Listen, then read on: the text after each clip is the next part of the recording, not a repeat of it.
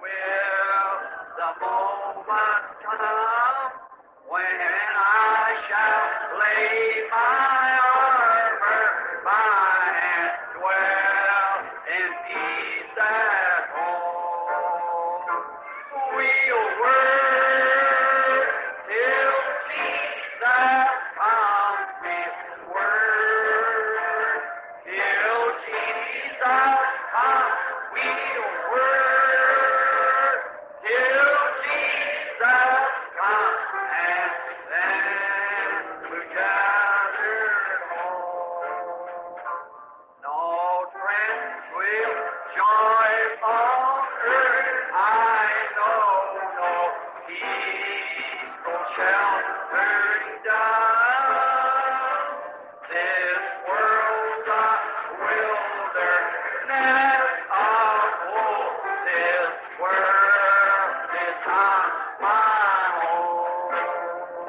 We'll work till Jesus comes. We'll work till Jesus comes. We'll work till Jesus comes, and we'll be gathered home. To Jesus Christ I fled for rest. He bid me cease to roam and lean for succor on His breast till He conduct me home. So we'll work till Jesus comes. We'll work till Jesus comes. We'll work till Jesus comes, and we'll be gathered home. I thought at once my Savior's side, no more my steps shall roll. With Him I'll brave this chilly tide and reach my heavenly home.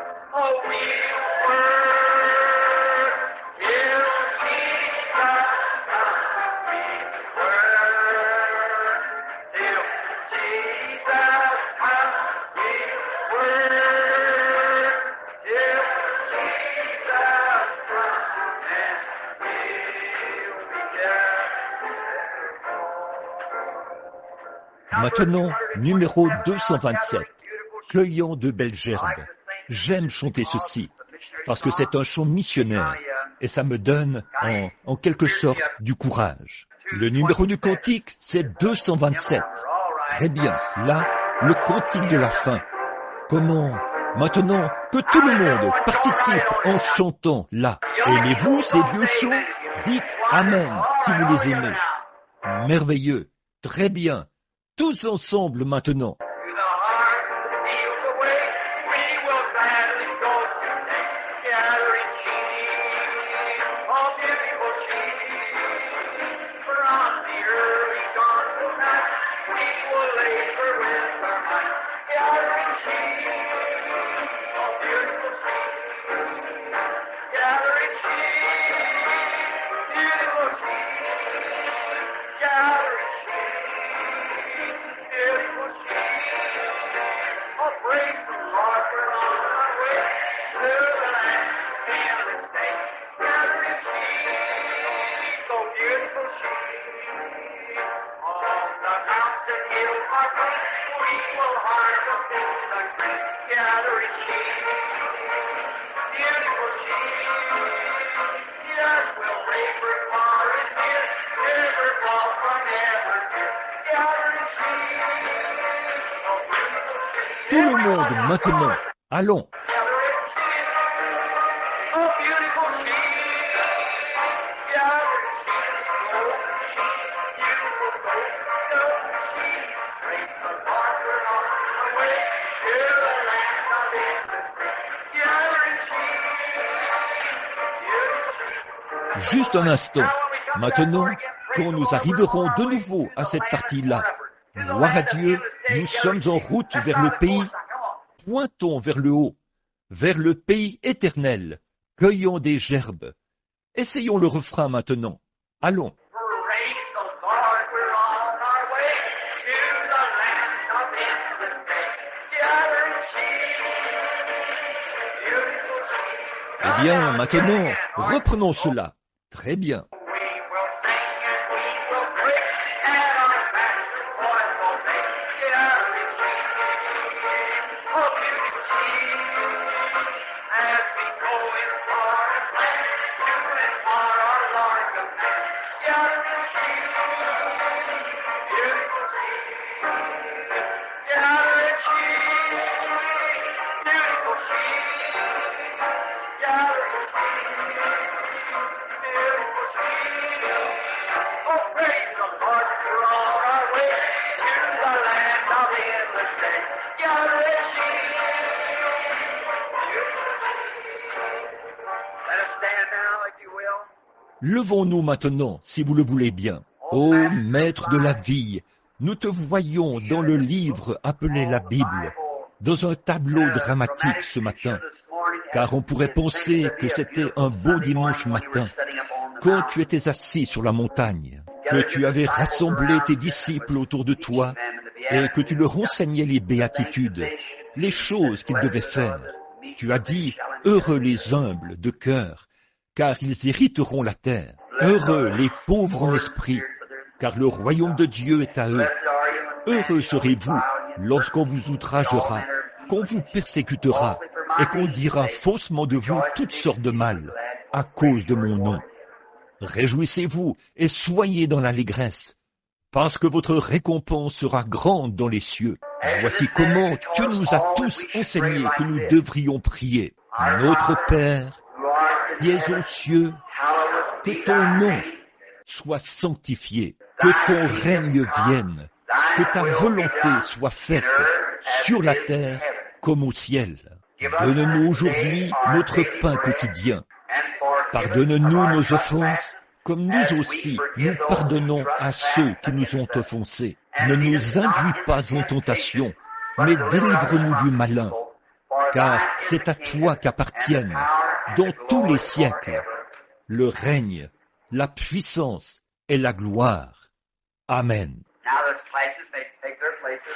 The adult class, move forward if you can, while the boys get us crowned.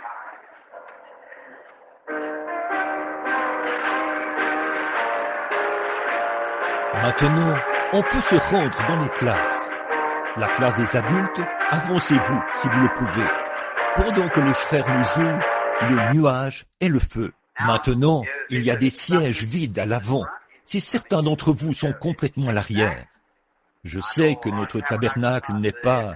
L'acoustique ici n'est pas très bonne, parce qu'il y a un écho entre chacun de ces piliers-là et des madriers qui sont bas. Il y a de l'écho. Si vous voulez vous approcher un peu plus, il y a quelques sièges.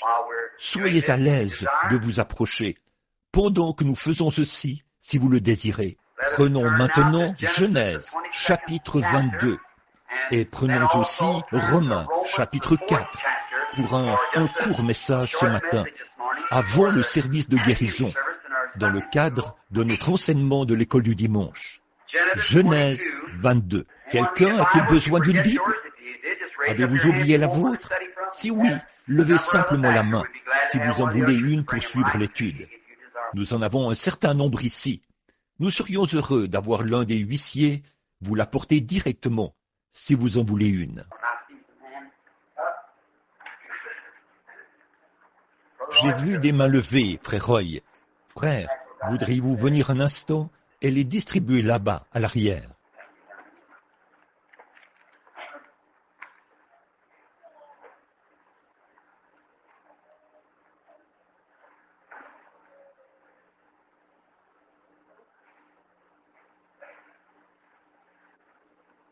Ce serait bien. Madame Harvey ici, Madame G.H. Harvey de Danville, dans l'Illinois.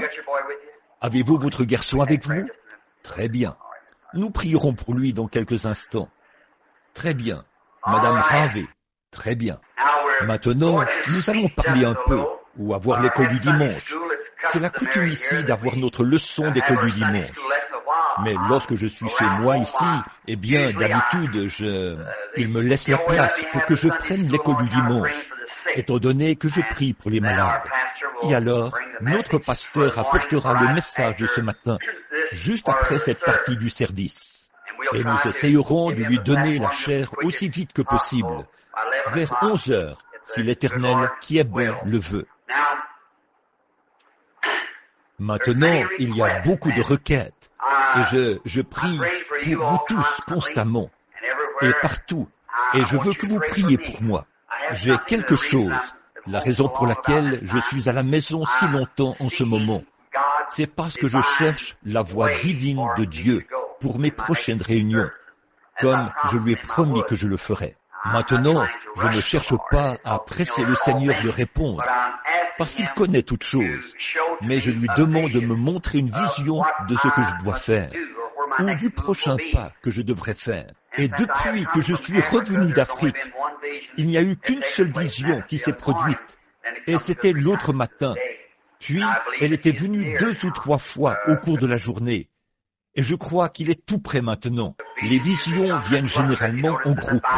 Si vous avez remarqué dans la Bible, sur nos frères d'autrefois, habituellement, un groupe de visions venait à Daniel ou à Joseph.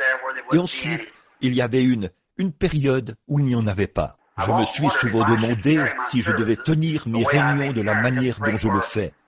Simplement prier pour, peut-être que j'arrive à prier pour une 12aine ou 2 par soir, ou quelque chose comme ça, alors qu'il y en a des milliers qui attendent. Et ça me vient constamment à cœur que je ne devrais pas faire ça, car Dieu m'a donné l'autorité de mettre les maladies, de briser la puissance de Satan. Et mercredi soir, la semaine dernière, je suis venu ici au tabernacle, et il y avait un groupe de gens qui s'étaient rassemblés à l'intérieur.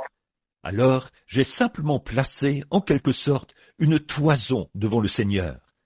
Et j'ai dit, Seigneur, je ne suis jamais sorti. J'ai bien des fois, j'ai toujours questionné les gens d'abord. Croyez-vous? Jusqu'à quel point croyez-vous? Croyez-vous que je suis capable de faire ceci? Et toutes ces différentes choses comme ça. Et là, j'attendais et je les faisais monter sur l'estrade. Et j'attendais jusqu'à ce que j'ai une vision, que je vois exactement ce qui se passait. Ensuite, je prononçais précisément ce que c'était. C'était tellement long que je pouvais à peine atteindre les gens. Mais il y a quelques jours, je me demandais, souvent, je me tenais sur l'estrade, devant une foule de peut-être 100 000 personnes. Et à un moment donné, quelque chose plein d'hardiesse s'élevait en moi. Et je m'avançais là, je dénonçais ce démon, et je le chassais. Et je me disais, c'est étrange. Et là, je me suis mis à penser, beaucoup d'entre vous ont lu mon petit livre, sans doute vous tous ici, où on y trouve beaucoup de choses qui sont arrivées. J'en ai vu une, un soir, à Portland, où un démon, et oh là là, un homme qui pesait environ 135 kilos, a couru vers l'estrade, et il a dit, eh bien, espèce d'hypocrite, il a dit, je vais te montrer à quel point tu es un homme de Dieu. C'était un fou, sorti de l'hôpital psychiatrique. Et il a couru vers l'estrade, et il allait me casser le cou. Et 500 prédicateurs se sont sauvés loin de lui. Et il a brandi son poing et a dit, je vais briser tous les os de ton corps. Et je pesais 70 kilos. Et lui en pesait environ 135. Et il avait une très large poitrine. Et, oh, quel homme puissant il était. Tout à fait capable de mettre ses menaces à exécution. Et oh, pendant tout cela, eh bien, il y a simplement quelque chose qui est venu sur moi. Et je me suis avancé là où il était. Il a dit, ce soir, je vais briser chaque os de ton corps, d'apparence si frêle. J'ai dit, oh, parce que tu as défié l'Esprit de Dieu, ce soir, tu tomberas par-dessus mes pieds. Au nom du Seigneur, 2 prophéties avaient été prononcées, et il s'est précipité vers moi. Il a dit, je vais te montrer par-dessus les pieds de qui je vais tomber. Et il m'a craché au visage en s'approchant. et il a brandi son gros poing. Juste à ce moment-là, j'ai dit, « Satan, sors de cet homme !» Il a levé les bras en l'air, il a poussé un cri, et il est tombé par-dessus mes pieds. Et le policier a dû l'enlever de là. Eh bien, il n'avait aucune foi en moi. Il ne me croyait pas. Et je vois qu'il faut défier avec hardiesse. Je prie pour tous ceux qui viennent ici. L'autre soir, il y avait des gens ici.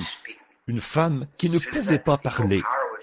Dès que cette puissance maléfique a été défiée, elle a parlé normalement. Et il y avait ici une dame qui avait un goitre très gros à la gorge.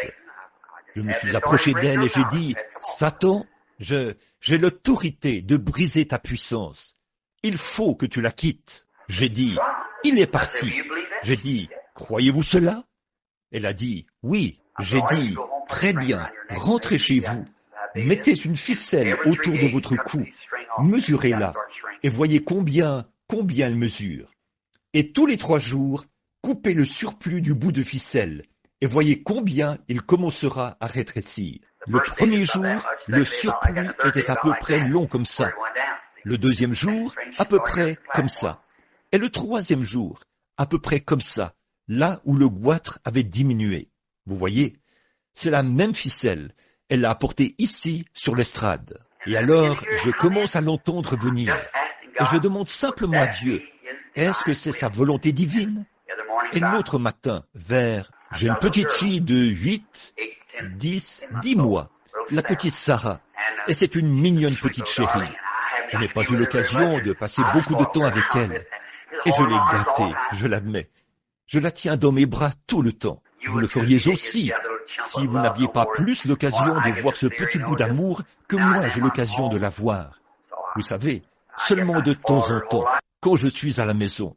Alors je pense que je l'ai beaucoup gâtée. Elle est en train de faire ses dons, et elle est tombée très malade. Elle devait aussi avoir la dysenterie. Ça circule. Je suppose que certaines de vos familles l'ont aussi, vraiment malade. Vomissement et dysenterie. Et alors, elle pleurait. Sa mère était tellement fatiguée qu'elle ne s'est même pas réveillée. Moi non plus. Je dormais dans la pièce à côté de la sienne. Et je me suis réveillé. Sa mère et elle étaient là. Et la petite fille et moi dormions dans l'autre pièce. La petite Rebecca. Et Billy Paul était chez sa grand-mère cette nuit-là. Alors je me suis réveillé. J'ai dit, qu'est-ce qui m'a réveillé comme ça? J'ai entendu sa voix dire, va vers ton bébé et donne-lui à boire. Je suis allé dans la chambre et elle pleurait. Elle avait pleuré longtemps. Elle n'a pas dû réveiller sa mère dans son petit berceau. Je suis allé chercher un verre d'eau. Puis je suis entré. La petite a presque bu tout le verre d'eau. Et elle était là, dans cet état, souffrant de la dysenterie qu'elle avait. Je me suis dit, n'est-ce pas charmant, comme il est gentil de faire ça. C'était la 2e fois ou la 3e fois. Une fois, j'étais à Sioux Falls. Elle n'avait que 3 mois. Elle était étendue sur un lit. Sa mère était sortie. Elle parlait à des gens. Et je me rasais, comme ça. Je me préparais pour aller à la réunion. J'étais là, en train de me raser, et j'ai entendu l'ange du Seigneur dire, « Va chercher ton bébé au plus vite. » J'ai posé mon rasoir. Je me suis précipité. Et juste une demi-minute de plus, et elle serait partie. Elle était sur un lit surélevé, à peu près haut comme ça. Et elle avait les 2 bras. Elle roulait. Et elle avait roulé au point où sa petite tête pendait. Son bras aussi. Elle était sur le point de tomber en glissant. J'ai dû courir très vite pour l'attraper, au moment même où elle tombait. Il est plein d'amour. Il est gentil. Un peu plus tard, il y avait une jeune fille. Elle est peut-être assise ici ce matin. Je ne la vois pas, mais elle vient parfois. Elle est membre d'une église à New Albany, une église notable, une église remarquable à New Albany. J'y suis déjà allé. Elle a une maladie mentale, une sorte de psychonévrose. Et elle ne peut même pas quitter la ville, ni aller nulle part, car elle se met à crier et à pleurer et à se comporter comme ça. Alors j'ai prié pour elle 2 ou 3 fois, mais quelque chose ne me permettait pas de défier ce démon d'une manière ou d'une autre. Je ne sais pas. Je n'arrivais tout simplement pas à le faire. Elle est une bonne amie d'une infirmière qui habite dans le quartier là-bas. Elles sont venues là-bas. Son état s'aggravait.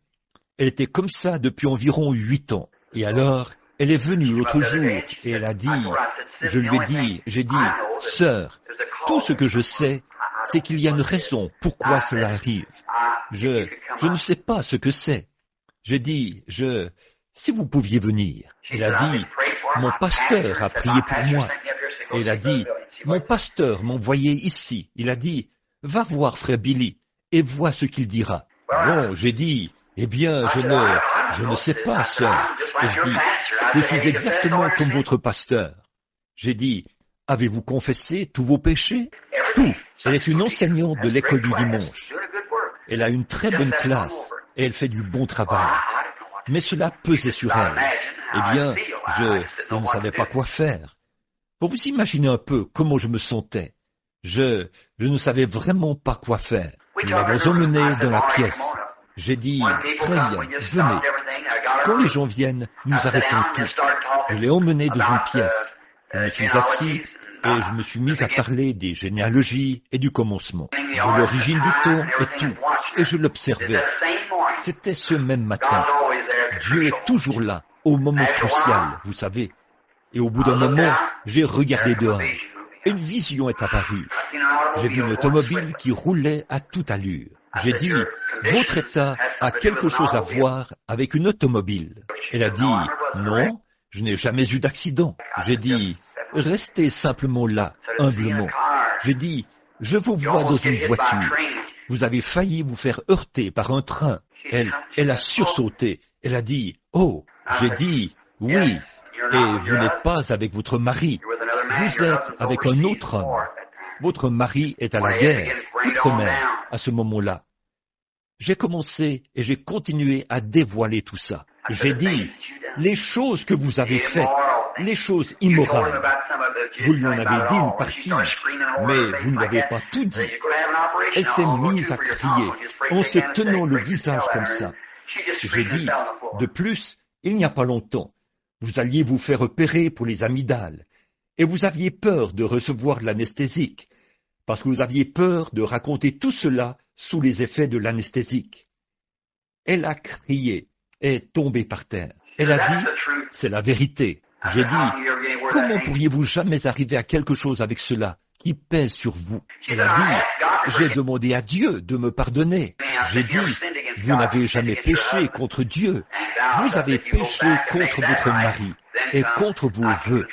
J'ai dit, retournez mettre cela en ordre. Ensuite, revenez. Je pourrais alors contrôler ce démon, vous voyez. Et j'ai dit, au fait, votre mari, j'ai décrit son apparence. Je ne l'ai jamais vu de ma vie. J'ai dit, il a la même chose à vous confesser. J'ai dit, là, si vous ne le croyez pas, appelez-le au téléphone et dites-lui de vous rencontrer. Elle est allée l'appeler au téléphone. Ils se sont rencontrés sur la route. Et les voilà qui reviennent, les larmes qui coulent sur leurs joues. Ils s'étaient pardonnés l'un l'autre. Le démon l'a quittée, et là, elle était libre. Voyez?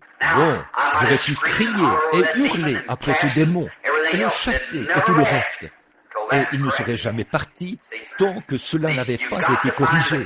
Vous voyez, vous devez trouver la cause avant de pouvoir trouver le remède. Vous allez chez le médecin, vous dites, j'ai mal à la tête. Eh bien, il vous donnera peut-être une aspirine. Eh bien, ça reviendrait. Peut-être que ce sont des problèmes d'estomac qui causent le mal de tête. Peut-être que vous avez une infection quelque part qui cause de la fièvre, qui vous donne des maux de tête, quelque chose du genre. Il faut retourner le voir. Ce médecin doit examiner ce cas-là en détail, jusqu'à ce qu'il découvre la cause du problème. Ensuite, on élimine la cause. C'est comme un trou dans un seau. Si vous versez de l'eau à l'intérieur, l'eau continue à s'écouler. Vous feriez mieux de boucher le trou d'abord, vous voyez. Et c'est... Maintenant, voilà où je me trouve. Que dois-je faire? Maintenant, la chose vraiment importante dans mes réunions, voilà ce que c'est. Je n'arrive pas à prier pour vous. J'avais prié et demandé en prière pour eux tous. Mais ils disent, eh bien, si seulement vous me touchiez et que vous faisiez ceci.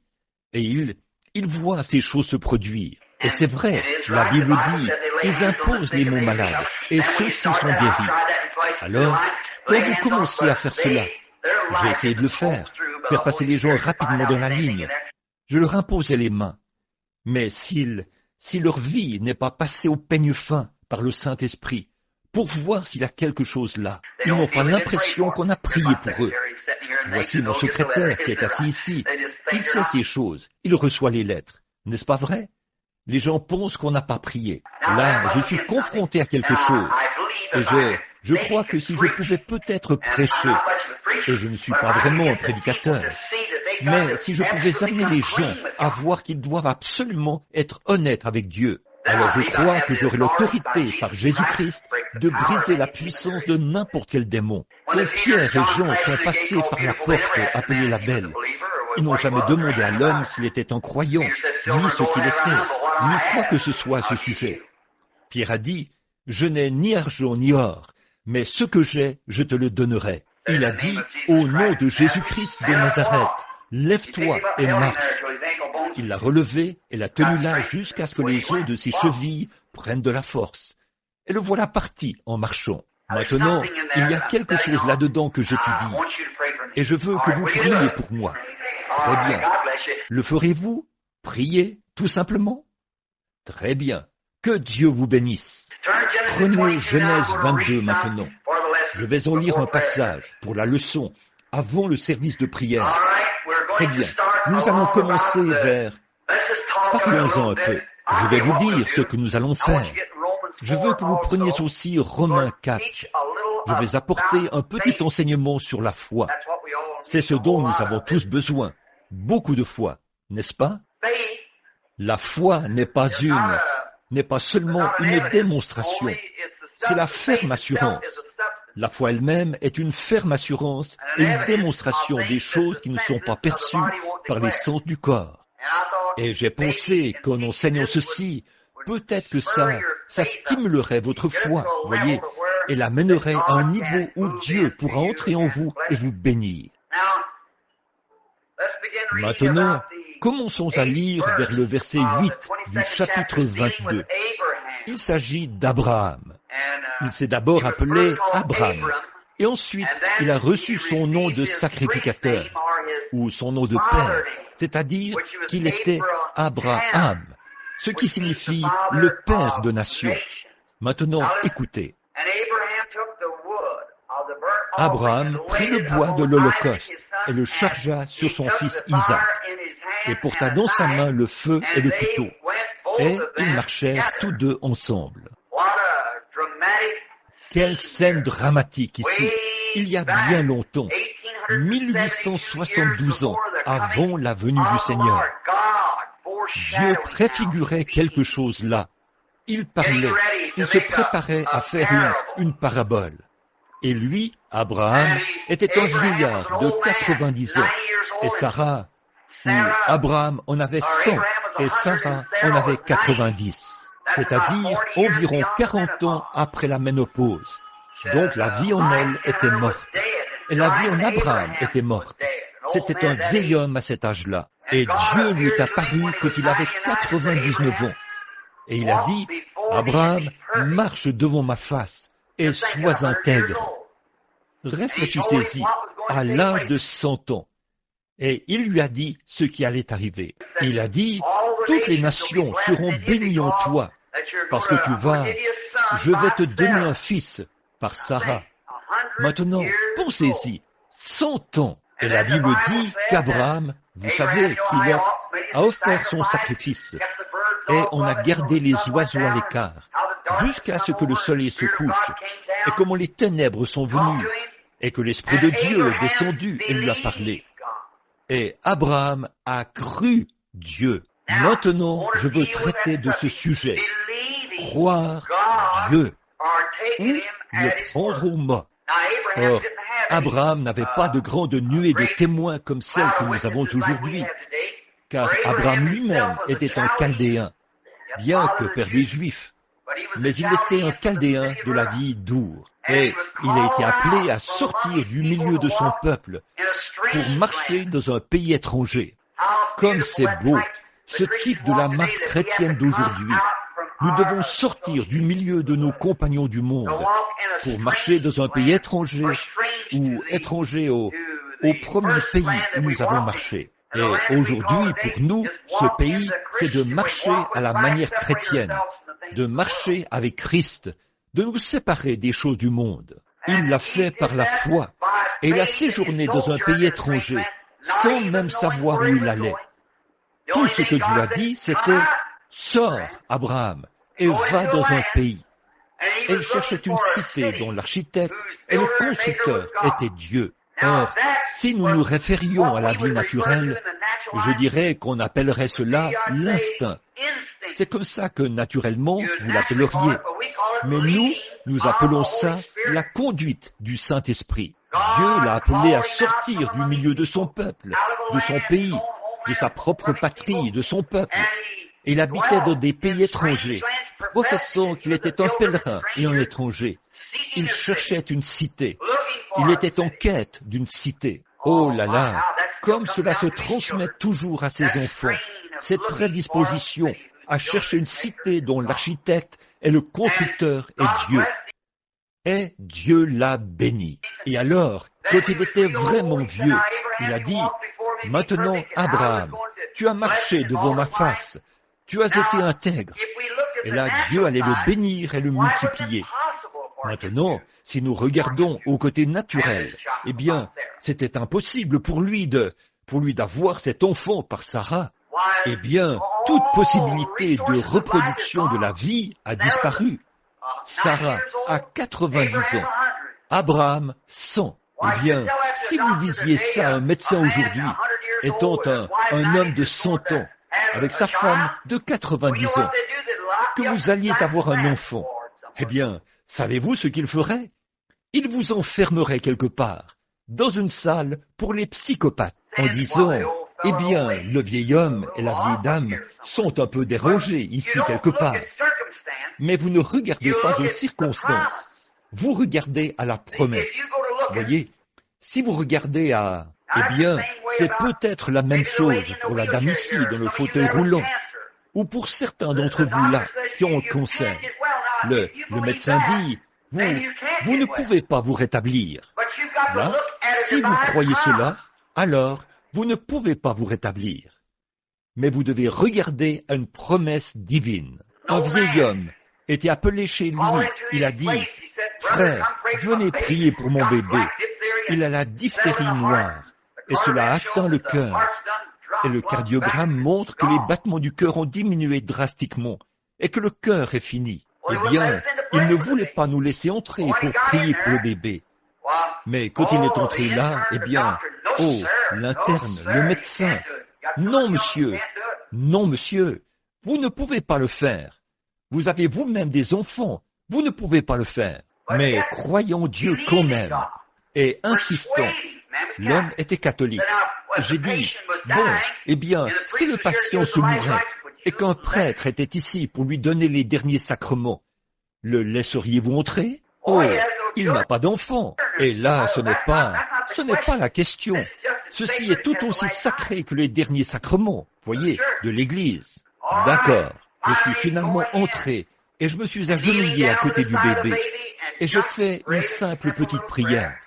J'ai imposé les mains au bébé en disant, « Seigneur Dieu des cieux et de la terre, toi qui as créé toutes choses, tu nous donnes la puissance divine de briser la puissance de Satan sur cette vie. Au nom de Jésus-Christ, Satan sort de l'enfant. Il vivra. » Je me suis retourné. Le père a dit, « Merci Seigneur, merci. » La mère et les autres se sont mis à rire et à agir comme ça. La petite infirmière était bouleversée. Elle a dit, « Dites donc, vous savez que... » Elle a dit, « Il n'y a pas de mal à avoir la foi, mais ce bébé est en train de mourir. » Elle a dit, « Comment pouvez-vous agir d'une manière si insouciante à ce sujet ?»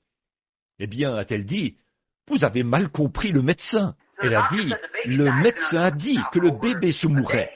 Il est inconscient depuis plus d'une journée maintenant. » Elle a dit, « Vous avez mal compris le médecin. » Le vieux patriarche a dit, Non, je n'ai pas mal compris le médecin. Il a dit, j'ai entendu ce qu'il a dit. Il a dit, le bébé est en train de mourir. Elle a dit, eh bien, mais voyez-vous, quand ce cardiogramme montre que le cœur est dans cet état-là, a-t-elle dit, on n'a jamais vu dans toute l'histoire que le cœur se remette. Elle a dit, il n'y a pas de mal à avoir la foi, mais, a-t-elle dit, ce n'est pas possible. La foi ne peut rien faire maintenant. Voyez, le vieil homme, le doigt bien droit, a regardé l'infirmière et a dit, Madame, vous regardez à ce tableau. Je regarde à une promesse divine. Le garçon est même marié aujourd'hui. Très bien. Il est resté étendu là comme ça pendant environ 24 heures. Et tout d'un coup, les battements de ce cœur ont commencé à augmenter. Voilà, c'est parti. Voyez, quand une promesse divine est faite, Dieu est lié par un serment et il est dans l'obligation de se charger de ses promesses, quelles qu'elles soient. Et Dieu ne vaut pas plus que ce que vaut sa parole. Si cette parole n'est pas efficace, alors Dieu n'est pas efficace. Ça, c'est Dieu. Le croyez-vous? C'est Dieu. La Bible dit, au commencement était la parole, et la parole était avec Dieu, et la parole était Dieu. Je ne vaux pas plus que ma parole, et vous ne valez pas plus que votre parole. Si j'avais une poignée de blé ici dans ma main, et que je la posais sur ce bureau, ce ne serait jamais rien d'autre que du blé posé là. Mais semez ce blé en terre. Il produira peut-être un boisseau de blé. Voyez, mais le germe de vie, c'est dans le blé. Mais le blé doit tomber en terre et mourir, a dit Jésus, ou Paul, je crois, qu'il a dit. Si le grain de blé qui est tombé en terre ne meurt, il reste seul. Voyez? Et ceci, c'est Dieu, sa parole. Et quand cette parole s'ancre profondément dans le cœur, oh, si seulement je pouvais vous faire voir ça. Quand cette parole s'ancrera là, elle produira exactement ce qu'elle a dit. Cela fera exactement. C'est Dieu. Il le faut. Mais si vous dites simplement, eh bien, je sais que la parole est là. Oui, c'est vrai. On vous impose simplement les mains. Oui, elle restera dormante. C'est vrai. Elle ne produira rien. Parce que, oh, je lis la Bible. Mais quand vous pouvez ancrer cela et dire, oui Seigneur, c'est pour moi, là, il se passera quelque chose. Il le faut. D'ici à ce que ça arrive, ce n'est qu'une parole écrite, c'est vrai. Mais une fois que c'est ancré. Or, Abraham, il n'a pas regardé à son corps. Il a dit, très bien Seigneur, nous aurons le bébé. Nous pourrions continuer pendant des heures là-dessus, mais nous ne voulons pas prendre trop de temps. Maintenant, il arrive au moment où le petit Isaac est né. Et voici Abraham qui sort, après avoir reçu son fils. Et probablement que Abraham avait probablement 120 ans peut-être, à ce moment-là. 115, 120 ans. Le petit Isaac avait probablement 15 ou 18 ans. Et Dieu a dit, maintenant, Abraham, a-t-il dit, je veux que tu amènes ce garçon là-haut, sur la montagne, et que tu l'offres en sacrifice. Eh bien, après qu'il avait reçu, qu'il lui avait été promis être père des nations, et voici que maintenant, la seule postérité qu'il avait, il a dit, amène-le et détruis-le. Vérifiez bien. Oh là là, voyez, là, je sais que tu étais vieux, et tu m'as cru, et je t'ai donné ce garçon. Et maintenant tu as compris là, que la promesse va s'accomplir, parce que tu as ce garçon. Mais maintenant, je veux que tu prennes ce garçon et que tu le tues. Eh bien, là, qu'en est-il si Abraham avait dit, alors Seigneur, écoute, je veux te demander quelque chose. Moi, ici, qui ai environ 120 ans, et j'ai reçu ce garçon, et la pauvre Sarah a de la peine à se déplacer, tellement elle est vieille, et elle est toute ridée, et presque à la fin de sa vie. Et me voici, un vieil homme. Je dois m'appuyer sur un bâton, et je marche comme ceci. Il arrivait à peine à marcher, peut-être. Et je suis si vieux, et ce garçon est un jeune homme, ici. Je vois ce que tu as fait. Mais, quoi? Tu veux dire que je le tue? D'abord, ça va me déchirer le cœur. Et alors, comment vais-je être un père de nation? Et toi, tu vas le tuer. Mais Abraham n'a pas douté. Il a dit, oui Seigneur. Il emmène le garçon. Les voilà partis. Il ne savait pas comment. Ce n'était pas son affaire de remettre cela en question. Il a obéi. La dame ici pourrait dire, comment vais-je marcher? Peut-être que vous êtes infirme depuis longtemps, je ne sais pas. Peut-être que quelqu'un d'autre dirait, eh bien, le médecin m'a dit que je ne pourrais pas vivre. Frère Branham, je vais mourir. Ce n'est pas de ça que nous parlons. Ça, c'est la chose naturelle, vous voyez. Si vous regardez à ces choses, vous ne vivrez jamais. Mais vous devez regarder une promesse que Dieu a faite. Et la promesse, c'est ceci. Vous voyez, l'intérieur de vous. L'extérieur, c'est le péché. Le saviez-vous? Savez-vous que votre corps est péché? C'est pourquoi n'essayez pas de perfectionner ce corps-là. C'est le péché. Le saviez-vous? Il est né dans le péché, enfanté dans l'iniquité, venu au monde en disant des mensonges. Et c'est la même chose pour cette âme, jusqu'à ce que l'âme meure, et qu'ensuite elle naisse de nouveau de Dieu. Alors cette âme ne peut pas mourir. L'âme qui pêche mourra, mais celui qui croit en moi a la vie éternelle. Alors, il y a une vie immortelle qui vit dans ce corps. Or, c'est comme une fontaine qui coule du ciel, comme un noyau à l'intérieur d'un homme. Or, ça, c'est la partie qui est sainte, celle qui fait fonctionner ce corps. Mais avant que ce corps puisse devenir parfait, l'Esprit l'amènera à se soumettre à Dieu pour vous faire. Le corps fera constamment la guerre. Paul a dit que ce ne sera jamais mieux pour nous que ça l'était pour lui. Voyez, Paul a dit, quand je veux faire le bien, alors le mal est près de moi. Vous voyez? Et c'est une guerre continuelle, la chair contre l'esprit. Et voilà que vous êtes là, à regarder à la chair. Le médecin a dit, et je crois, voyez ça? Comme c'est un péché, alors vous ne pouvez pas servir Dieu. Vous devez mettre vos sens de côté. Dieu ne vous a jamais donné ces sens pour que vous vous en serviez pour mettre votre confiance en lui. Dieu vous a donné son esprit pour pouvoir mettre votre confiance en vous, pour pouvoir mettre votre confiance en lui. Vos sens ne servent qu'à établir un contact. La vue, le goût, le toucher, l'odorat et l'ouïe. Mais pour vous, vous-même, c'est cet esprit qui vit en vous. Et quand cela est régénéré et que le vieil homme est mort, puis que le nouvel homme est né de nouveau, ça, c'est une partie de Dieu. Alors, vous devenez un fils de Dieu, un rejeton du Créateur. Alors vous pouvez croire les choses impossibles, parce que vous êtes composé du Dieu qui opère des miracles. Vous êtes une partie de lui. Il aurait été naturel pour moi de boire. Mon papa buvait. Il serait naturel que j'utilise du tabac.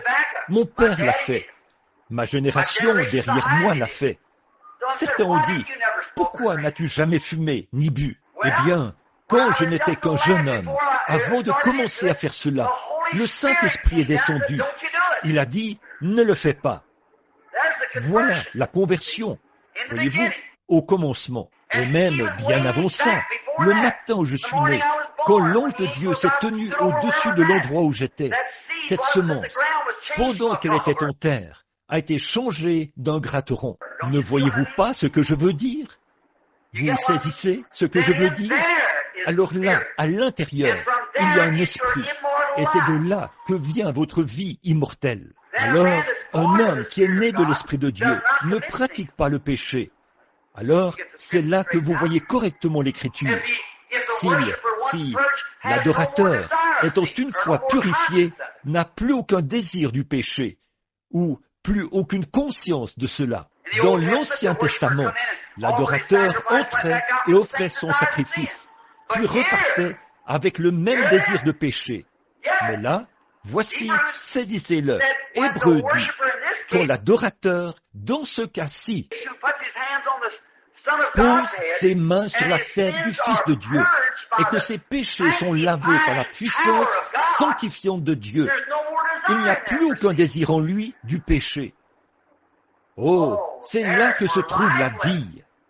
Donc, cela fait de vous un rejeton de Jéhovah. Et alors, Satan ne peut pas me faire de mal sans faire de mal à mon père. Vous ne pouvez pas faire de mal à cette petite fille-là sans me faire de mal. Je vous le dis, on ne peut pas faire de mal à vos enfants sans vous faire de mal. Et alors, il ne veut pas qu'aucun périsse ou souffre. Mais maintenant, avant que cette chair-ci, avant que la chair puisse être amenée à la perfection, elle doit mourir comme l'âme est morte. Ça n'a jamais été la volonté parfaite de Dieu que les femmes et les hommes mettent des enfants au monde. Le saviez-vous? Dieu a lui-même fait l'homme de la poussière de la terre, après la chute.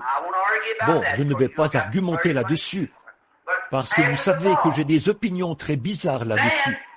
Mais après la chute, c'est alors que la femme a mis des enfants au monde. Dieu lui a dit, parce que tu as ôté la vie qui est dans le monde, tu dois mettre la vie au monde. Regardez de quel genre de vie il s'agissait. Par le sexe, le désir, le côté charnel.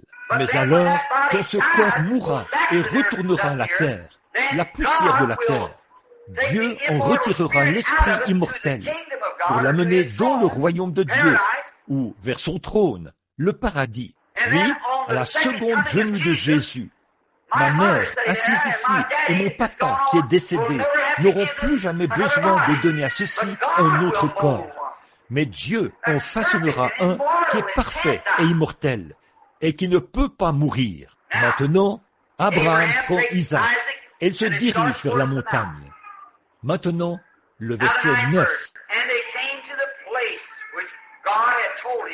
Lorsqu'ils furent arrivés au lieu que Dieu lui avait dit, Abraham y éleva un autel et rangea le bois.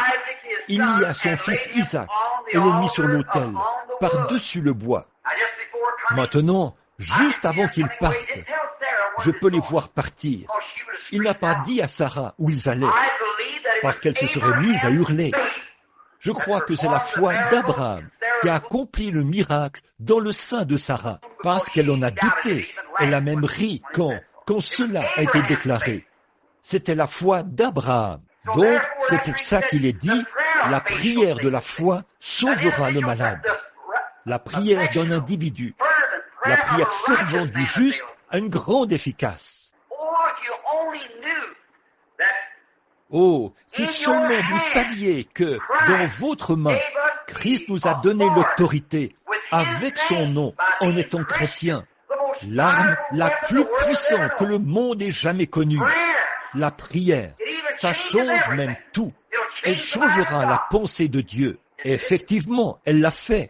Après que la mort avait été prononcée sur un homme, cet homme a prié.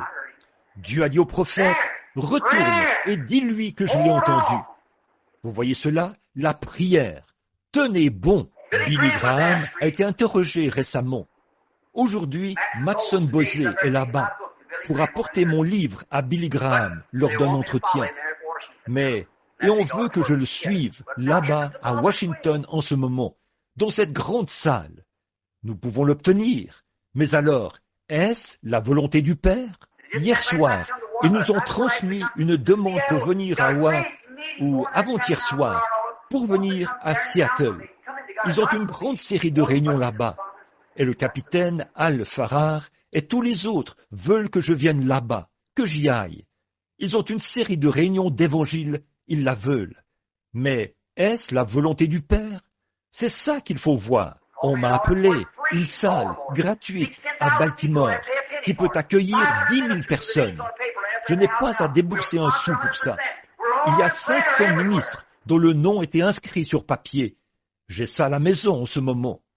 Nous parrainerons à 100%.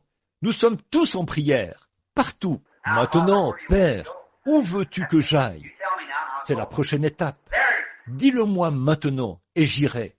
Voyez, voilà, c'est ça. Billy a dit, savez-vous à quoi j'attribue mon succès? J'ai dit, je n'en ai aucune idée. J'ai dit, je fais de toutes petites réunions. Il avait entendu parler de ces réunions. Il est allé dans une petite tente. Il était là-bas, à Los Angeles, où il tenait une petite série de réunions. Et toute l'université Northwestern s'est mise à jeûner et à prier. Et Dieu a envoyé une quinzaine de journalistes. Ils ont publié un rapport de ces réunions. Et la nouvelle s'est répandue dans tout le pays. Au début, quand j'ai commencé à faire ces affirmations ici, j'ai dit à mon Église, restez sur votre face et priez. Dieu s'est mis à agir. Bien vite, j'ai reçu des appels venant d'Afrique, de partout dans le monde. Comment cela s'est-il rendu là? Je ne sais pas. Des prières se sont élevées. Priez, croyez quand vous priez. C'est ça, croyez. Abraham, quand il était vieux, il a cru. Et Dieu lui a dit d'y aller. Et il a obéi. Et au moment du départ, je peux le voir emmener les serviteurs et les petits mulets. Et ils se mettent en route pour atteindre la montagne de Dieu. Oh, j'aime vraiment ça. Écoutez ceci. Il dit au serviteur, il a dit, reste ici pendant que nous irons jusque-là. Et le jeune homme et moi, nous reviendrons. Oh là là. Excusez-moi. Parfois, je ne peux pas retenir mes émotions. Le jeune homme et moi, nous reviendrons. Comment? Je ne sais pas. Je vais là-haut pour le tuer. Maintenant, quand il savait d'une manière ou d'une autre qu'il reviendrait, et là, il avait un couteau accroché à sa ceinture. Il a posé le bois sur les épaules d'Isaac. Isaac est monté sur la colline, conduit par Abraham. Un beau type. Son fils unique qui l'emmène sur la colline. Et l'autel même sur lequel il a placé son fils, ce dernier l'a transporté en haut de la colline sur son dos. Un type de Dieu qui envoie son fils là-haut, à Golgotha, portant une croix de bois sur le dos, la croix même sur laquelle il a été cloué. Et là où Dieu n'a pas épargné son propre fils, le petit Isaac a regardé autour de lui. Il a dit, « Père, a-t-il dit, voici l'autel et le feu. » Mais a-t-il dit, « Où est le sacrifice ?» Il a dit, « Dieu se pourvoira lui-même d'un sacrifice. » Il a lié son petit garçon unique. Il l'a mis sur l'autel, a sorti le couteau et s'apprêtait à lui ôter la vie. Dieu, c'est toi qui l'as donné. Et alors qu'il commençait à baisser le couteau, un ange lui a saisi la main et a dit, « Abraham, Abraham, n'avance pas ta main. » Juste à ce moment-là, un petit agneau, un bélier, a bêlé dans cette région sauvage. Ses cornes étaient prises dans des vignes. Abraham s'est précipité, a saisi le bélier, a libéré son fils, un substitut, voyez, et il a tué le bélier. Alors Dieu a parlé à Abraham. Il a dit, « Abraham, je sais maintenant que tu m'aimes. Tu ne m'as rien caché. Maintenant, regardez. Pour le texte que je veux, lisons-le au verset 13 et 14. Abraham leva les yeux et vit derrière lui un bélier, retenu dans le buisson par les cornes. Et Abraham alla prendre le bélier et l'offrit en holocauste à la place de son fils. Savez-vous qui était ce bélier? C'était Christ. Il l'a offert à la place. Abraham donna au lieu le nom de Jéhovah Jireh. C'est pourquoi l'on dit aujourd'hui, à la montagne de l'Éternel, il sera pourvu. Jéhovah Jireh, qui était le premier nom de Dieu, en rapport avec la rédemption. Jéhovah Jireh signifie l'Éternel pourvoira du sacrifice. Or, il était Jéhovah Jireh, il était Jéhovah Rapha, Nissi, et ainsi de suite, comme ça. Il avait 7 noms composés en rapport avec la rédemption. Et en substitut pour une vie humaine, il a pris un agneau et l'a offert comme le sacrifice pourvu, afin qu'en Isaac, toutes les nations soient bénies. Et c'est par Isaac que Christ est sorti. Et nous, en étant morts en Christ, c'est alors que nous sommes la postérité d'Abraham. Et nous sommes héritiers selon la promesse. Voilà. Et cela produit non pas dans notre corps. Nous sommes des gens des nations dans notre corps. Nous sommes des pécheurs dans notre corps. Mais dans notre âme, étant nés de nouveau par le même esprit qui était sur le fidèle Abraham. cette prédisposition à l'intérieur de nous fait en sorte que nous voulons faire confiance à Dieu, mais le corps a peur. Oh, si nous sommes les enfants d'Abraham, soyons comme l'était le père Abraham.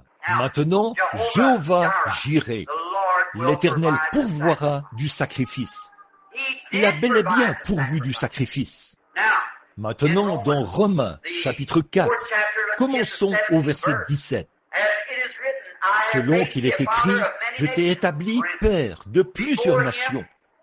Parenthèse, devant Dieu qu'il a cru, qui fait vivre les morts et appelle les choses qui ne sont point comme si elles étaient. Maintenant, vous voyez, alors nous, en tant que chrétiens, nous ne regardons pas, ne touchons pas, ne voyons pas, ne goûtons pas, ne sentons pas, n'entendons pas quand nous parlons à Dieu.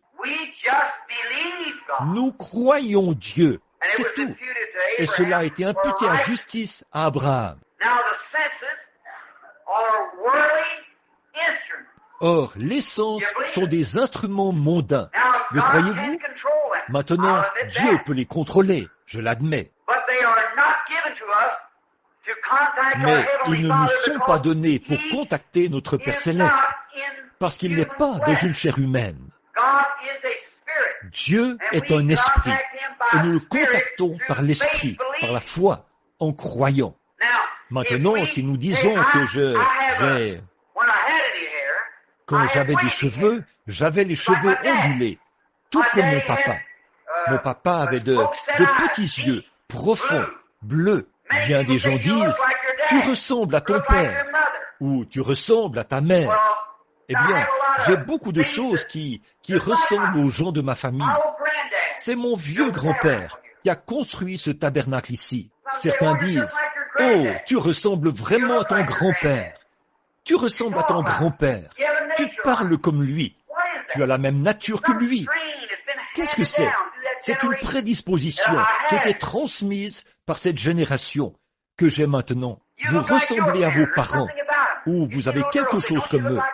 Vous voyez une petite fille, vous dites, ne ressemble-t-elle pas à sa mère? Elle agit comme sa mère. Vous avez vu des gens faire ça. Or, si nous sommes nés de notre Père Céleste, Dieu, qui appelle les choses qui ne sont pas comme si elles étaient, il faut qu'il y ait quelque chose comme cela en nous. Voyez, c'est pour ça qu'un vrai chrétien consacré, qui est complètement abandonné à Dieu, regarde à ce que Dieu a dit plutôt qu'à ce qu'on voit ou ressent. Ça, c'est l'homme terrestre. Pourtant, si nous marchons selon la chair, nous ne pouvons pas plaire à Dieu. Nous marchons selon l'esprit. Voyez, en effet, Dieu a tout fait, plus que son devoir était de le faire. Il envoyait des prophètes et des sacrificateurs. Il envoyait son Fils. Il envoyait le Saint-Esprit. Il a tout fait. Et il a même lui-même promis avec serment qu'il accomplirait ces choses. Maintenant, quand Dieu devient riche et profond ici, à l'intérieur, vous voyez, plus vous recevez de Dieu ici, à l'intérieur, plus vous croyez Dieu. Parce qu'il y a plus de lui là. Et plus vous développez cela ici, à l'intérieur, plus vous pouvez croire Dieu. Tout comme un enfant, quand il est tout petit. Peut-être qu'il ne connaît pas grand-chose à son sujet, mais en vieillissant, il commence à en connaître plus sur Dieu. Et c'est là que cet esprit ici, à l'intérieur, prend la nature de notre Père Céleste, qui est Dieu. Tout comme je prends la nature de mon Père terrestre, qui vient de mes parents terrestres. Maintenant, regardez. Oh, j'aime vraiment ceci. Écoutez maintenant. Dieu qui donne la vie aux morts et qui appelle les choses qui ne sont point comme si elles étaient. Savez-vous quoi? Comment Dieu a-t-il fait la terre? Cette terre sur laquelle vous êtes ce matin. Les gens ne veulent pas croire en la foi. Comment Dieu a-t-il fait la terre? Il l'a créée par la parole. Amen. Vous le voyez? Il a parlé et le monde a vu le jour. Et ce monde ce matin, c'est la parole parlée de Dieu. Et il a cru sa propre parole. Voilà. Observez ça. Et si Dieu, et vous êtes un de ces rejetons, et Dieu est en vous, il croira sa propre parole. Bien qu'on ne puisse pas la voir, la toucher, la goûter ni rien, vous la croirez. Vous voyez ce que je veux dire? Car Dieu en vous croira sa propre parole. Pas vrai? Alors, vous ne regardez pas aux choses que vous voyez. Vous regardez aux choses que Dieu a dites. L'homme n'a pas beaucoup de victoires quand il perd du terrain. Je sais ceci, c'est exact. Dieu accomplit des miracles par l'entremise d'un chirurgien habile, par des médicaments. Dieu le fait. L'homme ne le fait pas. Dieu le fait. Dans le psaume 103, 3, il est dit « Je suis l'Éternel qui guérit toutes tes maladies. » Aucune guérison ne peut venir si ce n'est par Dieu. Quelqu'un a dit « Le diable peut guérir. » Le diable ne peut pas guérir. Il peut faire des déclarations. Par exemple, quelqu'un qui essayait de s'en prendre à l'organisateur, il a dit « Eh bien, frère Branham a dit, eh bien, oh, Jésus a dit, beaucoup viendront à moi en ce jour-là et diront, Seigneur, ai-je chassé des démons par ton nom? Et ce genre de choses. Eh bien, a-t-il dit, ça ne veut pas dire que vous êtes chrétien. Il faisait allusion à, voici les signes qui accompagneront ceux qui auront cru. Le frère a répondu, attendez une minute là. C'est ainsi avec vous, les ecclésiastiques, a-t-il dit. Vous ne voyez pas le vrai sens de l'écriture. Vous faites toujours erreur dans votre cœur. Enseignant comme doctrine la tradition des hommes. Ils n'ont pas reconnu que celui-là était le Fils de Dieu. Ils ont dit, il est Belzébul. Ils n'ont pas vu les Écritures qui indiquent clairement que Jésus est celui-là. Il a dit, oh vous, hypocrites, a-t-il dit, vous savez discerner l'aspect des cieux, mais vous ne pouvez pas discerner les signes du temps. En effet, si vous les connaissiez, vous me connaîtriez certainement, et vous connaîtriez mon jour, les choses qui devaient arriver. Et aujourd'hui, nous voyons que Dieu a promis qu'en ces derniers jours, ces choses arriveraient. Qu'est-ce qui se passe avec les gens? Ils sont aveugles. Cette puissance démoniaque est même dans le domaine ecclésiastique. Vous avez dit, Jésus n'a jamais rien dit. Ils ont dit, nous chassons les démons. Jésus a dit, je n'en sais rien. Il disait des choses qu'il ne faisait pas.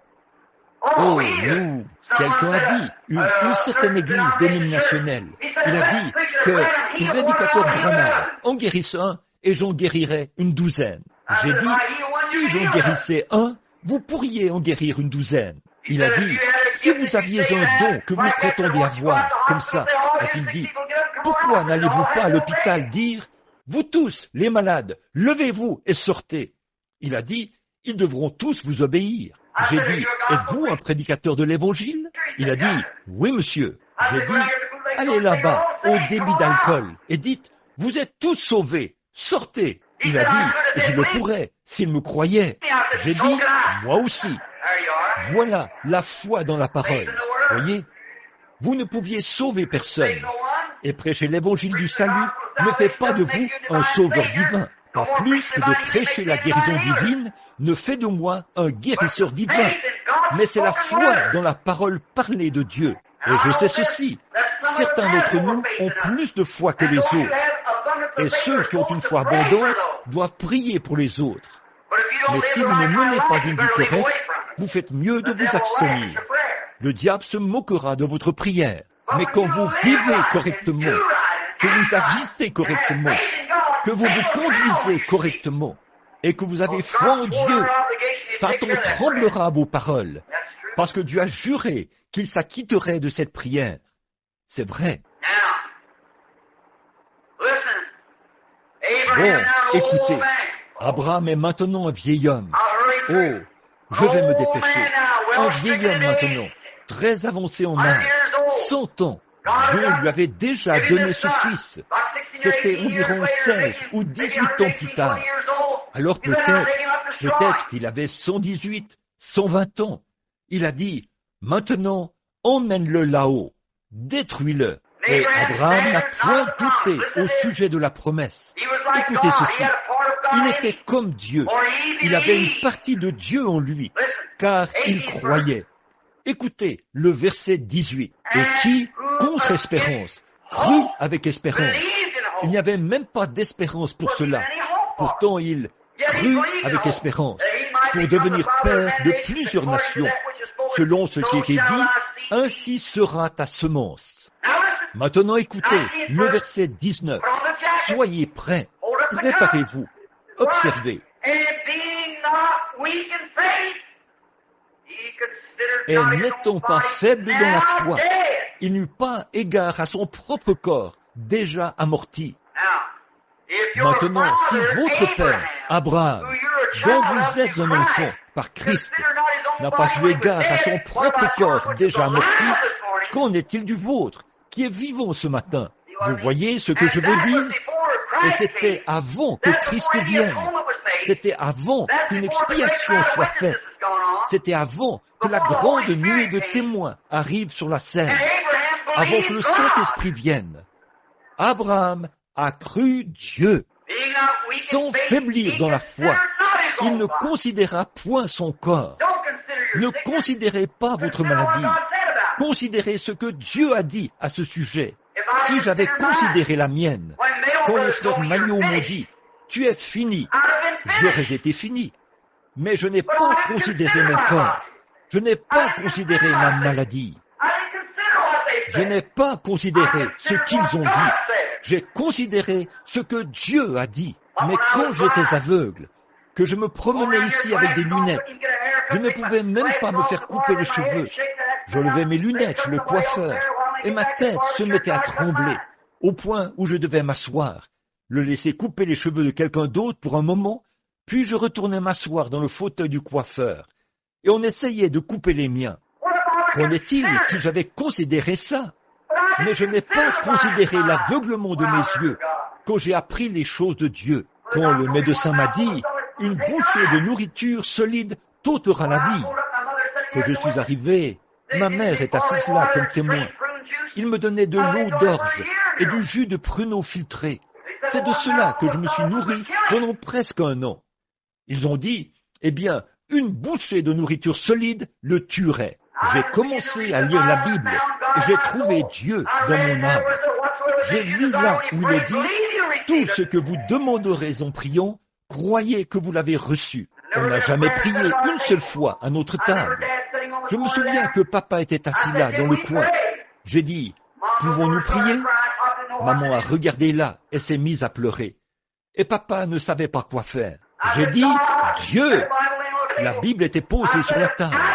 J'ai dit, si je meurs, je rentre à la maison en te faisant confiance. Ta parole dit cela. Je dois soit considérer ce que le médecin a dit, soit considérer ce que tu as dit. Je suis sa parole depuis un an et je ne vais pas mieux. Je vais de plus en plus mal. Je ne considérerai plus ce qu'il a dit. Je considère ce que tu as dit. Et j'ai demandé la bénédiction. Nous avions des haricots, du pain de maïs et des oignons. Je n'ai pris un plein plat. Je me suis mis à les manger. La première bouchée est entrée dans mon estomac. Ça a failli me tuer. J'ai dû mettre ma main sur ma bouche pour l'empêcher de remonter. Mais ça remontait sans cesse et je le ravalais. Ça remontait, je le ravalais. Mais je n'ai pas considéré mon estomac. J'ai considéré ce que Dieu a dit à ce sujet. Pas ce que je ressentais. J'avais des brûlures terribles. Je suis sorti dans la rue et je marchais dans la rue comme ceci. L'eau qui sortait de ma bouche. On m'a dit, « Comment vas-tu, Billy ?» J'ai dit, « Merveilleusement bien. Les jours ont passé, les semaines ont passé. Je continue à marcher. J'étais debout dans un fossé, l'estomac dans cet état, mettant ma main comme ça. Je tassais le sol comme ça, en chantant, « Oh, comme j'aime Jésus !» Je déposais cela. J'ajoutais un peu plus de terre en criant, « Oh, comme j'aime Jésus !» Je vomissais cette nourriture, elle remontait. Ma tête tournait tellement que j'arrivais à peine à travailler. On me disait, « Comment vas-tu ce matin ? Billy, es-tu malade ?» Je disais, « Non, je me sens merveilleusement bien. » Puis, plus tard, quand j'ai témoigné de cela, quelqu'un a dit, « Alors, tu as menti ?» J'ai dit, « Non, jamais. Je ne parlais pas de ces sens-ci dans le corps. Ils sont morts. » J'estime que Christ s'écoulait de moi. Je dis, j'ai accepté ce qu'il a dit, et je me suis senti merveilleusement bien à ce sujet. Voilà, ne considérez pas votre propre corps. Ne considérez pas les maladies, car elles sont du diable. C'est vrai. Considérez la promesse de Dieu. Il n'y a pas longtemps, quelqu'un a dit, maintenant, écoutez, vous ne pouvez pas prêcher que la guérison divine est incluse dans l'expiation. Un prédicateur baptiste intelligent qui était, j'ai dit, maintenant, je ne discuterai pas avec vous au sujet de l'expiation, car je sais que vous n'avez rien pour vous appuyer. Il était très fondamentaliste. Je dis, je sais que vous n'avez rien. Voici un passage de l'Écriture, parmi les 40, qui réglera complètement la question. Il était blessé pour nos péchés, brisé pour notre iniquité. Le châtiment qui nous donne la paix est tombé sur lui. C'est par ses meurtrissures que nous sommes guéris. J'ai dit, où appliquez-vous cela? Au calvaire? J'ai dit, croyez-vous que les 7 noms ont rapport avec la rédemption? Les noms composés s'appliquent à Jésus? S'il n'était pas, et s'il n'a pas accompli, et qu'en lui se trouvaient ces 7 noms composés, il n'était pas Jéhovah Jireh. Il y a un Jéhovah Jireh, le sacrifice pourvu par Dieu. Et vous devrez l'admettre, sinon vous devrez dire qu'il n'était pas le Fils de Dieu. Alors, s'il est Jéhovah Jireh, il est aussi Jéhovah Rapha, le guérisseur. En effet, tous les 7 noms composés, notre victoire, notre bannière, et notre armure, et notre bouclier, et notre guérison, et notre salut, notre sacrifice pourvu, tout reposait en lui. Et quand il est mort au calvaire, il a dépouillé les dominations, il s'est levé, a levé les mains en l'air, a dit, tout est accompli. Alléluia, les démons ont tremblé, l'enfer a été secoué. C'est un type qui représente toutes les voies. Et il est ressuscité le matin de Pâques. Je suis celui qui était mort et qui est revenu à la vie. Le voilà, Jéhovah Rapha, Jéhovah Manassé, Jéhovah Jireh, le sacrifice pourvu par Dieu. Il ne trouvait plus rien à dire. Et là-bas, comme Jésus l'a dit, comme Moïse éleva le serpent d'airain dans le désert, il faut de même que le Fils de l'homme soit élevé. Et si la lumière de Dieu brillait là-bas, représentant un type, alors qu'on regardait un serpent d'airain, qui était un symbole, il a dit, je dois tenir ma parole, tu dois mourir. Le pauvre garçon tremblait. Il a dit, que puis-je te donner avant de te tuer? Il a dit, un verre d'eau. Il est donc allé chercher le verre d'eau. Et il le tenait dans sa main, en tremblant comme ça. Il n'arrivait pas à le tenir. Alors il a dit, bon, attends une minute, ressaisis-toi. Il a dit, je ne vais pas te tuer ou t'ôter la vie tant que tu n'auras pas bu cette eau. Et l'esclave la jeta par terre. Qu'est-ce qu'il va faire? S'il est un homme juste, s'il tient sa parole, s'il ne tient pas sa parole, il n'est pas un homme juste. Il doit le libérer, peu importe ce que disent les lois du pays. Et si Jésus a dit, tout ce que vous demanderez en priant, croyez que vous l'avez reçu. Il doit tenir sa parole. Il est juste. L'expiation ou pas d'expiation, ça, c'est sa parole. Il n'y a pas longtemps, un jeune homme est parti dans un certain séminaire pour apprendre beaucoup de choses qu'il n'aurait pas dû apprendre. Sa vieille mère est tombée malade. Un de ses voisins faisait partie d'une église du plein évangile. On a fait venir le pasteur à la maison. Il a dit, permettez-moi d'emmener le pasteur ici pour prier pour vous. Il a dit, c'est un homme bon et juste, et il croit en Dieu, a-t-il dit. Permettez-lui de venir prier pour vous. Alors elle a dit, très bien. Le médecin ne pouvait rien faire pour elle. Alors le jeune homme est venu là, le pasteur. Il a prié pour cette femme âgée et lui a imposé les mains conformément à Jacques ou conformément à Marc 16. Ils imposeront les mains aux malades et les malades seront guéris. Il y est allé et a imposé les mains à cette femme. Quelques jours plus tard, elle était debout et vaquait à ses occupations. Elle était rétablie. Quand son fils est rentré de l'université, eh bien, il était si heureux, vous savez. Et il voyait sa mère si heureuse. Il a dit, « Comment ça va, maman ?» Elle a dit, très bien. Elle a dit, oh, fiston, j'ai oublié de te dire quelque chose. Elle a dit, pendant ton absence, ces 4 dernières années, a-t-elle dit, je suis tombée malade. Et tu sais, Madame Untel, ici, fait partie de cette église du plein évangile. Elle a dit, son pasteur est venu et m'a imposé les mains, conformément à Marc 16, et je me suis rétabli. Elle a dit, les médecins ne pouvaient rien faire pour moi, quand j'ai eu cette période de maladie. Elle a dit, c'est comme ça que je me suis rétabli. Il a dit, eh bien, maman, je veux te dire quelque chose. Il a dit, bien sûr, en allant à l'université, nous apprenons ceci. Il a dit, les 9 derniers versets de Marc 16 ne sont pas inspirés. Il a dit, cela a été mis là par le Vatican. Il a dit, il n'y a rien dans l'histoire qui dit que cette parole-là est inspirée. Et la petite femme a dit, gloire à Dieu, gloire à Dieu. Il a dit, qu'est-ce qui te prend, maman? Elle a dit, si Dieu a pu me guérir avec des paroles qui ne sont pas inspirées, que pourrait-il faire avec celles qui sont inspirées? Voilà.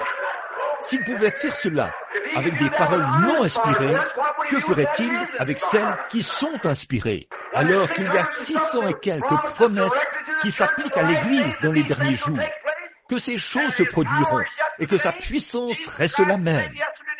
Jésus-Christ, le même hier, aujourd'hui et éternellement. Tout ce que vous demanderez en priant, croyez que vous l'avez reçu.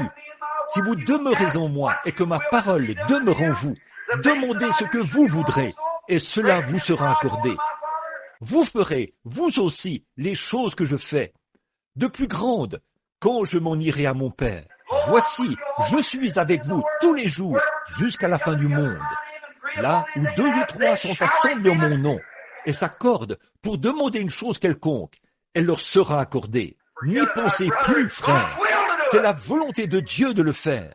Oui, c'est seulement Satan qui vous vole. Croyez-le. Et qui, contre espérance, crut avec espérance, pour être père de plusieurs nations.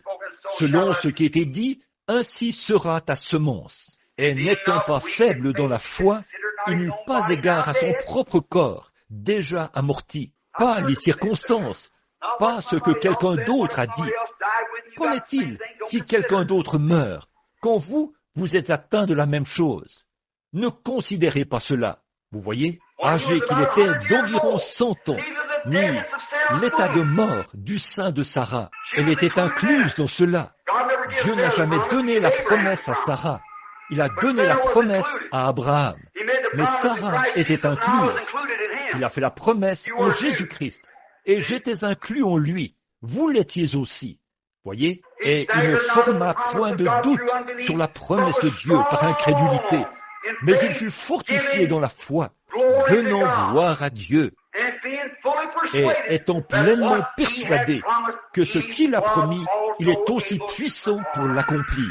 C'est pourquoi aussi cela lui était compté à justice. Or, ce n'est pas pour lui seul qu'il était écrit que cela n'était compté qu'à lui, mais aussi pour nous, à qui il sera compté, à nous qui croyons en celui qui a ressuscité d'entre les morts, Jésus notre Seigneur, lequel a été livré pour notre faute et a été ressuscité pour notre justification. Oh frère, c'est juste, je peux juste frapper le diable en pleine figure avec ça. 365 jours par année, vous voyez? Tu es un menteur.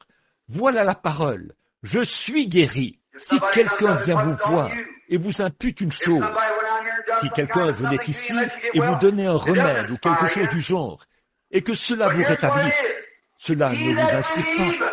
Mais voici ce qu'il en est. Celui qui croit, je suis guéri maintenant. Si Dieu descendait me guérir de façon indéniable, directement par un miracle, ce ne serait pas aussi glorieux que si je pouvais voir la promesse de Dieu et la recevoir dans mon cœur. Me tenir là, pouvoir dire, Jésus me guérit en ce moment, car j'ai accepté sa parole. Elle est dans mon cœur. Il intercède pour moi en ce moment auprès du Père.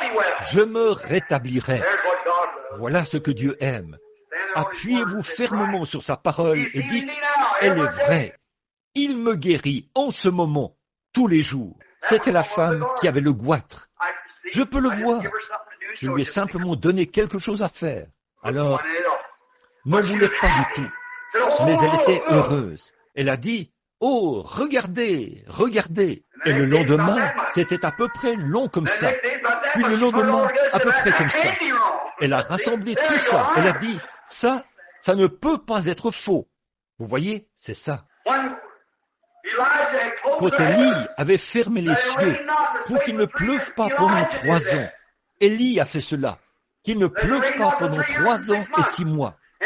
Et quand il a mis sa tête entre ses petits genoux maigres, probablement que s'il venait à votre porte ce matin, vous le chasseriez. Les cheveux tout ébouriffés, comme je ne sais quoi. Un petit morceau de peau de mouton enroulé autour de lui, comme ceci. Une cruche d'huile et un bâton. Et le voilà qui arrive. Ce crâne chauve qui luit. Il se tenait là. Il s'est agenouillé, a mis la tête entre ses genoux et il a prié. Oh Dieu, les ennuis sont maintenant écartés du chemin. Israël s'est repenti. Viens Seigneur, et on voit l'heure la pluie. Comme cette femme l'autre jour, quand elle a été libérée du péché, j'ai dit, Satan, tu ne peux pas la retenir. Non monsieur, c'est ça. Viens Seigneur. Très bien, les ennuis ont disparu. Il a prié 6 fois, il est redescendu. Cela ne l'a pas arrêté. Il a continué à prier. C'est vrai. Puis, au bout d'un moment, Géasi, son serviteur, est monté et a regardé. Et il est revenu. Il a dit, « Oh, je vois un petit nuage de la taille d'une main d'homme. » Eh bien, les cieux, ils n'avaient pas plu depuis 3 ans et 6 mois. Ils étaient d'airain. Les reins représentent le jugement divin, l'autel des reins, le jugement contre la nation qui avait oublié Dieu, des cieux d'airain. Je voudrais bien que nous ayons le temps d'aborder ça. Mais là, l'incrédulité aurait pris ça et l'aurait rejeté. Eh bien, si c'est tout ce que tu peux m'envoyer, oui. Mais qu'est-ce qu'Élie a vu quand il a vu la toute première roue tourner? Oh là là! Il a dit, j'entends un bruit qui annonce l'abondance de pluie. Aucun nuage plus gros que ça. Comment cela pourrait-il arroser une nation? Eh bien, si le nuage est tellement, il fait tellement chaud dans ces cieux que ça se serait vaporisé. La vapeur serait disparue vite, comme ça. Mais dès qu'Élie a vu le premier signe, la première toute petite action, il a dit, j'entends un bruit qui annonce une abondance de pluie. Alors que ce n'était qu'un nuage gros comme ça. Frère, je crois que, en ce moment même, à cette minute même, que la puissance du Saint-Esprit qui est dans cette pièce pour rafraîchir tous les malades ici, si vous pouvez sentir le nuage de la taille d'une main d'homme, criez et hurlez, j'entends un bruit de parfaite guérison. Dieu doit le faire. N'allez pas rejeter ça et dire, eh bien, je n'ai rien reçu. Alors ces choses mourront. Les flots brûlants de l'enfer et le doute feront disparaître ces choses de votre âme. Mais quand vous avez cette petite semence, tenez-vous-en à cela. Ce n'est pas comme le rocher de Gibraltar. C'est comme le rocher des âges. Tenez-vous là et vous sentirez un bruit qui annonce une abondance de pluie. Vous êtes l'enfant de Dieu. Satan vous a infligé cette affliction. Et vous savez quoi? Christ a déjà guéri chacun de vous. Un pécheur vient à l'autel et dit, « Frère Branham, je veux que vous priez pour moi. Je veux être une bonne personne, mais priez pour moi. » Et il retourne à sa place. Le soir suivant, on dit, « Combien veulent être sauvés? » Le voici qui se lève. « Tu veux être sauvé, jeune homme? » « Oui, monsieur. Eh bien, pourquoi n'es-tu pas sauvé? » « Je ne sais pas. » On lui dit, « Tu es simplement... » Le diable retient ce garçon, c'est tout. Il veut faire ce qui est bien. Mais il y a un esprit, une puissance qui ne lui permet pas d'être en règle. Alléluia! Voilà, c'est ça. Ce n'est pas étonnant. Dieu ne permettrait jamais à un véritable homme de Dieu de dire qu'il peut guérir quelqu'un. Christ a accompli cela quand il est mort. Je ne pourrais sauver personne, et personne d'autre ne peut sauver qui que ce soit, sauf Dieu. Dieu ne peut pas vous sauver parce qu'il l'a déjà fait. La seule chose que vous avez à faire, c'est de l'accepter. C'est déjà fait. Je n'ai pas été sauvé il y a 20 ans. J'ai été sauvé il y a 1900 ans. Mais il y a 20 ans, j'ai reçu le salut et je l'ai accepté. Si ce n'était pas le cas, quand j'ai fait mon premier péché, Dieu m'aurait rayé de la face de la terre, parce qu'il a dit qu'il le ferait, et il doit tenir sa promesse. J'ai été guéri il y a 1900 ans, mais je dois l'accepter. Et la seule chose qui m'empêchait d'être sauvé à l'âge de 12 ans, c'est qu'un esprit se tenait là, au-dessus de moi, un démon qui me disait « Attends encore un peu ». C'est pour ça que vous n'avez pas été sauvé lorsque vous avez atteint l'âge de raison. Un esprit que vous avez reçu dans un groupe, et c'est ce qui planait au-dessus de vous et restait au-dessus de vous. Vous aviez le désir de faire ce qui est bien. Il n'y a aucun homme sensé qui ne désire pas faire ce qui est bien. Mais quelque chose vous empêche de faire ce qui est bien. Pas vrai? C'est le diable. Alléluia. Christ a payé le prix de votre guérison et de votre salut. Maintenant, voici ce qu'il en est. Tenez-vous bien. Il a donné à son Église le mandat de chasser ces démons-là. Voilà. En mon nom, ils chasseront les démons. Vous ne guérirez personne, mais vous chasserez les démons des gens pour qu'ils puissent accepter la guérison que j'ai déjà accomplie.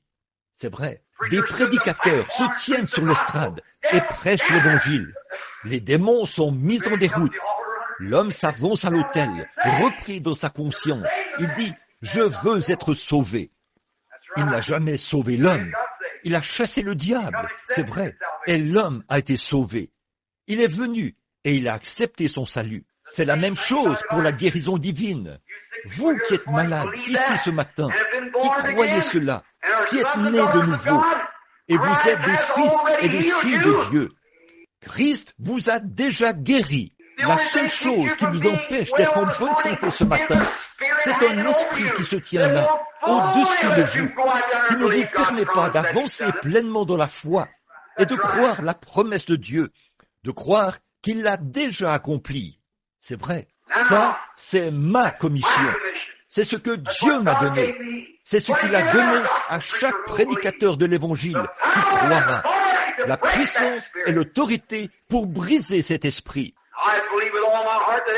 Je crois de tout mon cœur que toutes les puissances démoniaques qui sont ici en ce moment sont déjà brisées. Je le crois. Je crois que chaque personne malade qui est ici en ce moment se sent très différent.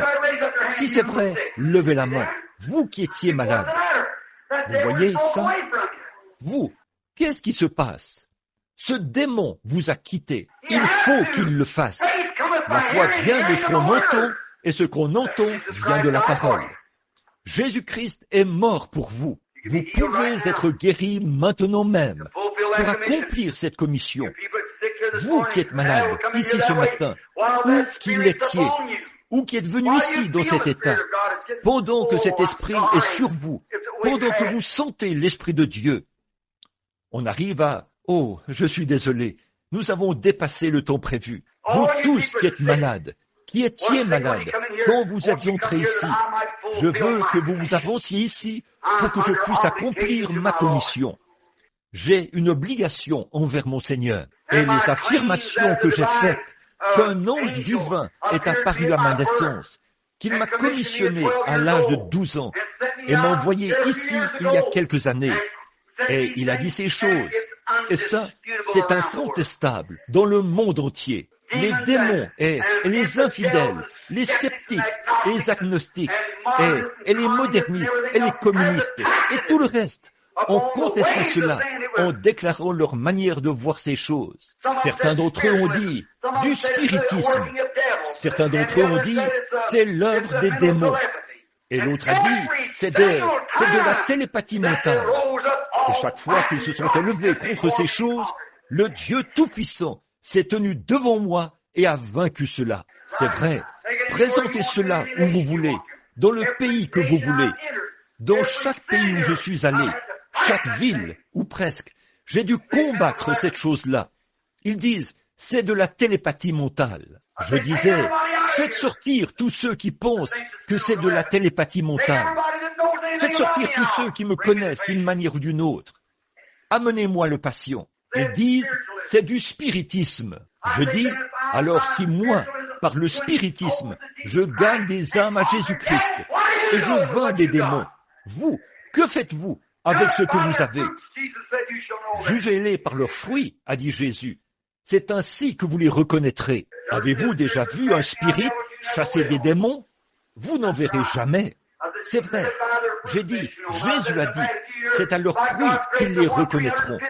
J'ai dit, au cours des quelques dernières années, par la grâce de Dieu, j'ai gagné 350 000 âmes à Christ. Vous, qu'avez-vous fait? Un homme est venu me voir ici et m'a dit qu'une certaine femme lui avait dit que j'étais un démon et que tout mon travail était fait par le démon. Ils se sont retirés de l'église ici et il y en a un groupe qui est parti avec eux, comme ça. J'ai dit, qu'avez-vous fait? Montrez-moi le fruit. Ces gens ont commencé là-bas et Dieu a déraciné cela. Il a dit, tout sarment que notre Père Céleste n'a pas planté sera déraciné. Quand j'ai fait construire ce tabernacle au coin de la rue et que je me suis agenouillé ici sur un tas de datura et de roseaux qui étaient ici, et ici, derrière cette chaire ce matin, alors qu'ici c'était un étang, Dieu a dit, je le bénirai. Là, de faux prophètes se sont élevés. Ils ont dit, j'ai vu des automobiles entrer et sortir. J'ai vu les pierres se détacher les unes des autres. C'était il y a 20 ans. Et aujourd'hui, il est toujours là. Et il sera toujours là.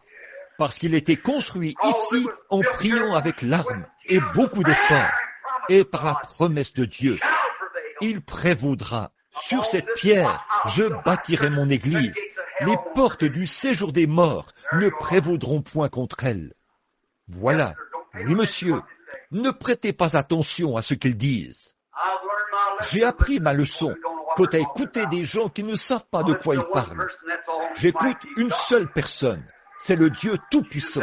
Jésus a dit, dès à présent, vous demandez en mon nom, demandez au Père en mon nom, et vous le recevrez. Je le crois. Une fois, à Arlington, au Texas, c'est ce que j'essayais de ne pas mentionner. Ça brûle dans mon cœur. Ils sont venus là. Et je l'ai dans mon... Non, c'est dans mon petit carnet, cette chose. Ils ont dit que que le FBI était là pour me démasquer. Que j'étais un démon. Et des ministres, un groupe d'entre eux là-bas, de quelque part au nord de Houston, là-bas. Je vais donner le nom de l'endroit dans un instant. Ils ont distribué une grande quantité de pamphlets et les faisaient circuler là-bas, comme ça, partout dans le bâtiment. Et on y disait que j'étais Simon le magicien, que je chassais les démons comme Simon le magicien. Je pratiquais la sorcellerie. Alors, ce soir-là, là-bas, il y avait eu quelques jeunes filles qui avaient été guéries. Et elles sont venues me voir en pleurant et tout. Elles ont dit, eh bien, vous devriez... J'ai dit, elles ont dit qu'elles rentraient chez elles. Elles avaient peur. Elles ont dit, le FBI va venir vous chercher, frère Branham. Et cette jeune fille a retrouvé la raison quand vous avez eu cette vision à son sujet. Et elle a dit, j'ai mal agi. Peut-être que c'est moi qui ai causé les ennuis. J'ai dit, oh, vous avez peur. J'ai dit, vous avez vu Dieu, le guérisseur, n'est-ce pas? J'ai dit, regardez-le comme un guerrier. Observez-le au combat. Voyez comme il est grand. Voyez combien Dieu est grand en tant que guerrier au combat. Ce soir-là, je suis sorti et j'ai dit, tous les associés ici, dont ma compagne, M. Baxter, mon frère, et les 2 jeunes filles qui ont été guéries, et ceux que ce ministre a dit aujourd'hui faisaient partie des associés. Je veux que vous sortiez du bâtiment. Ils sont sortis du bâtiment. J'ai dit, bon, j'ai ici un bout de papier que le concierge du bâtiment est allé ramasser. Il en a ramassé des milliers qui étaient placés sur des voitures. Il a embauché de jeunes Mexicains pour aller les ramasser. J'ai dit, j'ai ici un petit papier ce soir qui dit que je suis Simon le magicien et que je serai démasqué par le FBI ici ce soir.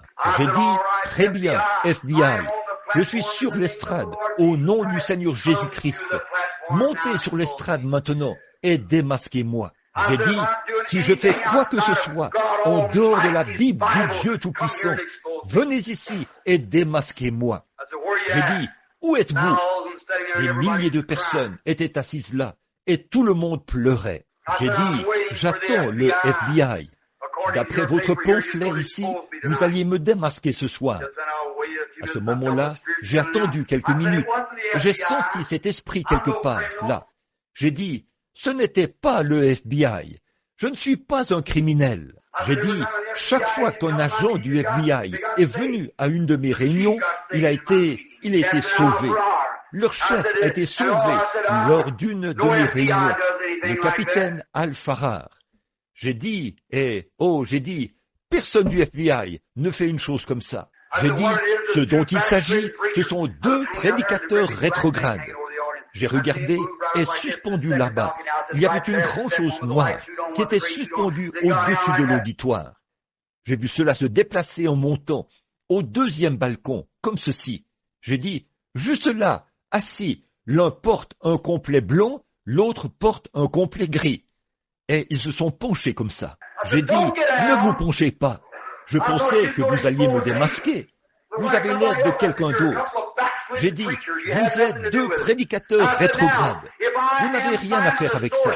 Et j'ai dit, maintenant, si je suis Simon le magicien et que je chasse les démons par la sorcellerie, comme vous dites que je le fais, et que vous êtes saint et juste en Dieu, descendez sur l'estrade. Si je suis Simon le magicien, je tomberai mort. Si vous êtes Simon, si vous êtes ceux qui ont tort, vous tomberez mort. Venez maintenant, nous allons voir qui a raison. C'est vrai, mettez-les au défi. Ils ont gardé la tête baissée. J'ai dit, ne penchez pas la tête comme ça. J'ai dit, maintenant les amis, vous voyez qui a raison et qui a tort. Ils ont peur. Et là, ils sont sortis de là-haut, à toute vitesse. J'ai dit, oh, je vois qu'ils partent. Peut-être qu'ils descendent et viennent ici. Et là, ils sont sortis du bâtiment à toute vitesse, en descendant les marches. Je me suis tenu là et j'ai attendu. J'ai dit, maintenant, nous allons voir. Qu'ils viennent sur l'estrade. Que Dieu montre qui est qui. C'est vrai. J'ai dit, si je suis faux, alors Dieu montrera que c'est faux. Si je suis dans le vrai, Dieu rendra toujours témoignage de ce qui est vrai. Comme à Houston, que ce prédicateur baptiste a dit que j'étais un démon et tout. Et vous voyez ce qui est arrivé quand l'ange du Seigneur est descendu. Maintenant, savez-vous ce qui est arrivé? On n'a plus jamais entendu parler de ces ministres. Ce soir-là, le Seigneur a remporté là-bas une victoire dont on parle encore à Arlington. Voyez, moi l'Éternel, je l'ai plantée. Je la arroserai jour et nuit, de peur qu'on ne la ravisse de ma main. Avancez-vous les frères. Pouvez-vous venir vous occuper du piano tout de suite? Que les malades, ou ceux qui sont malades, s'avancent rapidement autour de l'autel maintenant. Il ne nous reste qu'une dizaine de minutes, et nous allons vous libérer de toute puissance démoniaque qui est autour de vous, au nom du Seigneur Jésus. Je leur donne mon nom et mon autorité. J'essaie ceci parce que je crois que Dieu m'a mandaté à le faire. J'y crois. Si seulement je peux amener les gens à y croire. Alors, si ceci ne réussit pas, alors je crois que le Seigneur, j'ai une toison devant lui. Je recommencerai à utiliser les visions, juste 1, 2 ou 3, ou le nombre de personnes que je peux atteindre par soir. Vous avez assisté à mes réunions, chacun de vous. Vous n'avez jamais vu une seule fois où ce n'était pas parfait. Cela vous dira où est votre péché. C'est la seule chose que cela peut faire. La guérison vous appartient déjà. Tout ce qu'il y a, alors, c'est le péché. Peut-être que c'est quelque chose que vous faites dans votre vie qui n'est pas bien, ou qu'un démon se tient au-dessus de vous, qui ne vous laisse pas croire. Maintenant, vous savez, si ce n'est pas le cas, Jésus a dit quelque chose de faux. Tout est possible à celui qui croit. Pas vrai? Alors, c'est de vous qu'il s'agit. C'est en vous, pas en Dieu. Si je disais ici, si je disais, il y a ici, si vous voulez, avez besoin d'un billet d'$1. Je pense que j'en ai un. Très bien. S'il y a un billet d'$1, c'est déjà mis à la disposition de l'homme dans le besoin. Si c'est le cas, c'est à vous. Si vous voulez bien venir le chercher, je n'ai pas besoin d'en faire plus. Je l'ai déposé là. Pas vrai? Eh bien, Jésus, quand il est mort, il vous a guéri. Il a été blessé pour vos péchés. C'est par ses meurtrissures que vous avez été guéris au passé. C'est à vous de décider maintenant. Venez le chercher. Il est à vous. Je crois. En mon nom, ils chasseront les démons. Je crois cela.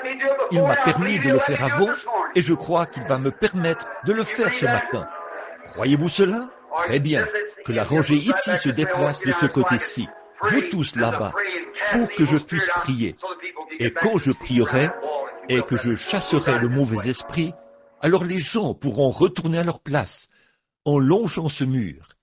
Si vous le voulez bien, vous, les gens, avancez-vous dans cette direction-ci. Maintenant, regardez ici.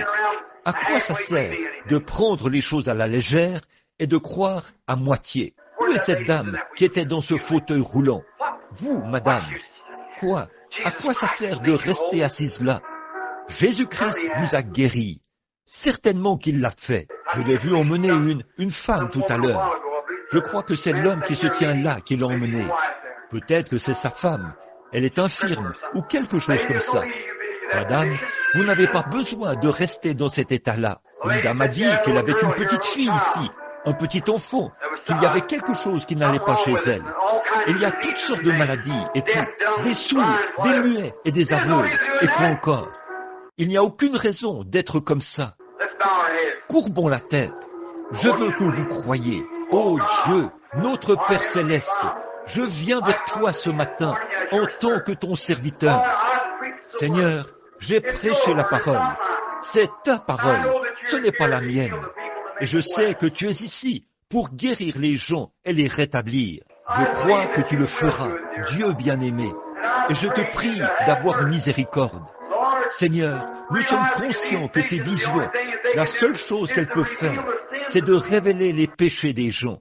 Mais Seigneur Dieu, puisse le Saint-Esprit faire cela maintenant même. Puisse-t-il révéler dans chaque cœur l'entrave.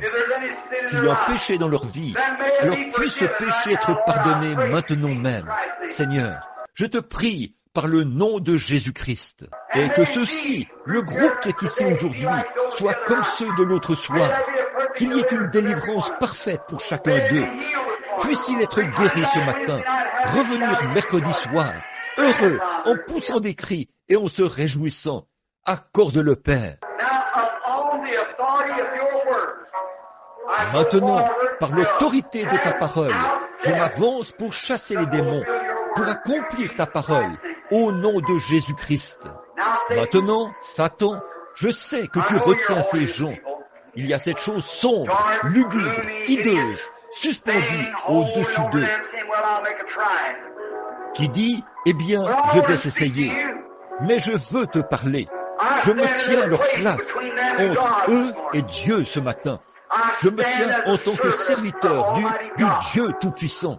Mes péchés ont disparu par le sang de Jésus-Christ, par la foi divine que j'ai en lui, qui est le Fils de Dieu. J'affirme, et la Bible l'affirme la première, et je parle comme la Bible, qu'il t'a dépouillé au calvaire de toutes les puissances que tu as jamais eues. La Bible affirme que ses disciples doivent mener à bien cette commission qu'il avait ici sur terre, jusqu'à la fin de l'âge. Et je suis son disciple. C'est pourquoi je viens ce matin en tant que représentant, un représentant de Jésus-Christ. Dans ses actions, je suis envoyé à sa place. Et chaque fois que je l'invoquerai sur une personne, ta puissance sera brisée et la personne sera libérée, repartira d'ici et sera rétablie. Je te défie au nom de Jésus-Christ. C'est par son sang que je me tiens ici. Et quitte chaque personne à qui j'imposerai les mains. Pas par ma sainteté, pas par mon nom, car mon nom ne veut rien dire pour toi. Ma sainteté ne veut rien dire, je n'en ai aucune. Là, tu ne reconnaîtras pas mon nom, mais tu reconnaîtras Jésus. Et tu sortiras. Et c'est à toi que je parle. Je vais maintenant lancer un défi. Et si tu essayes de retenir l'une de ces personnes, que la malédiction de Dieu vienne sur toi. Puisses-tu sortir, retirer ta main de sur ces chrétiens. Ta main sale, qui rend malade, qui afflige et handicape ces gens, qui les rend malades et leur donne des maladies. Retire ta main au nom de Jésus-Christ. Nom de Jésus-Christ, le Fils de Dieu, je vous demande de vous lever au son nom, de rentrer à la maison en parfaite santé pour glorifier Dieu. Levez-vous.